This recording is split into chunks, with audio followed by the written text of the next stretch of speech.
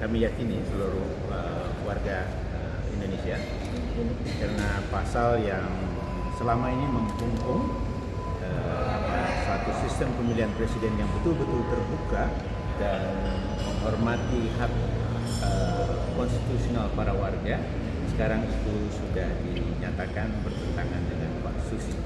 Oleh karena itu kami berterima kasih sekali, mengapresiasi kepada Mahkamah Konstitusi. Ini adalah hadiah awal tahun yang memberikan harapan besar untuk kita semua. Jadi mudah-mudahan pemilihan presiden kita ke depan itu betul-betul membuka ruang yang besar kepada kita, warga masyarakat Indonesia, juga punya alternatif pilihan calon presiden, dan itu menggambarkan betul-betul aspirasi kita semua nanti.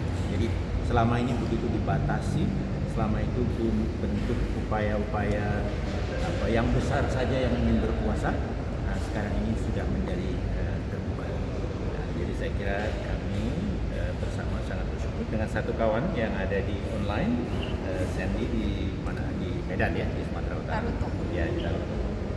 Saya kira itu komentar saya. Selanjutnya teman yang lain itu bisa menambahkan ya. Iya, Pak. Tentu kami mengapresiasi Mahkamah Konstitusi. Kita melihat Mahkamah Konstitusi hari ini menjadi harapan yang membuat demokrasi kita kembali punya harapan. Jadi dengan segala dinamika yang terjadi dengan Mahkamah Konstitusi, ternyata Mahkamah Konstitusi telah kembali kepada identitas sesungguhnya sebagai penjaga demokrasi dan sebagai penjaga konstitusi. Kawan-kawan, ini adalah pengujian ambang batas pencalonan presiden sudah 36 kali diuji ke Mahkamah Konstitusi. Dan hari ini ada 4 putusan yang dibacakan. Yang dikabulkan adalah permohonan nomor 62/PUU/22 Romawi /2024 yang dimohonkan oleh sejumlah mahasiswa dari UIN Suka di Yogyakarta. Jadi 3 permohonan lain termasuk permohonan kami itu menjadi kehilangan objek meskipun semangatnya sama. Tapi kami meyakini bahwa pada dasarnya Mahkamah Konstitusi sudah kembali kepada esensi Undang-Undang Dasar bahwa memang ambang batas pencalonan presiden adalah inkonstitusional. Mahkamah menerapkan 5 pertimbangan di mana Mahkamah meskipun menyatakan ambang batas pencalonan presiden adalah inkonstitusional, tapi ada 5 rambu yang ditekankan. Yang pertama, semua partai politik punya hak untuk mencalonkan presiden dan wakil presiden, partai politik peserta pemilu ya.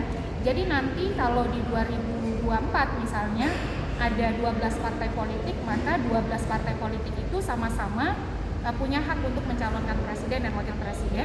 Yang kedua, persyaratan pencalonan tidak boleh merujuk kepada perolehan suara atau kursi di parlemen.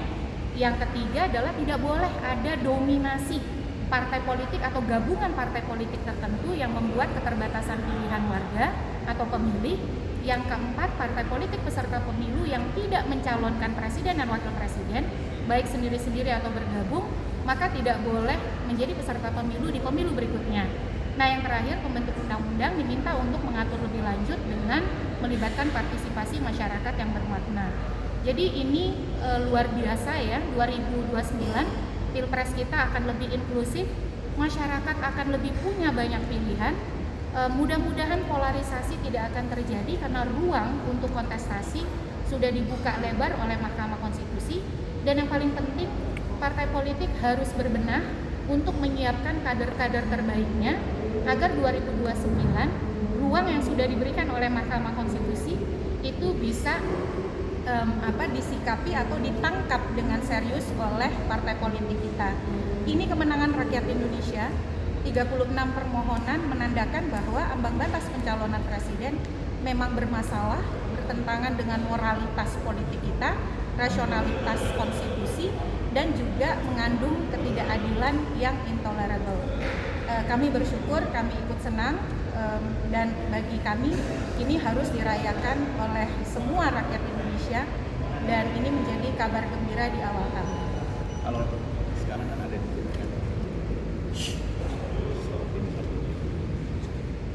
Ya, momentumnya sudah tepat. DPR akan melakukan perubahan Undang-Undang Pemilu revisi Undang-Undang Pemilu sudah masuk prolegnas tahun 2025. Putusan hari ini harus menjadi pedoman bagi pembentuk undang-undang, presiden ataupun DPR. Kami berharap DPR tidak mendistorsi putusan nomor 62 tahun 2024 ini.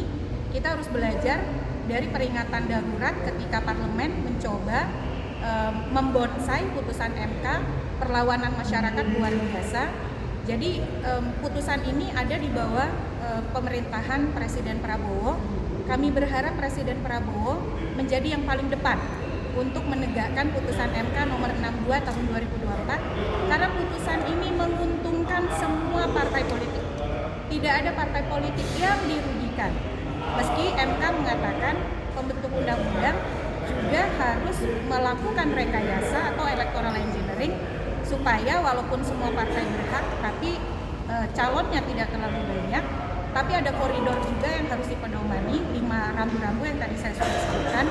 Oleh karena itu pembentuk undang-undang diharapkan dalam revisi undang-undang pemilu mengakomodir putusan MK ini tanpa kecuali, dan diharapkan pemerintah melalui Presiden Prabowo juga menjadi orang yang paling depan untuk melaksanakan putusan ini dan memastikan tidak ada cawe-cawe dari parlemen untuk mengganggu substansi dari putusan MK hari ini. Sebagai pemohon,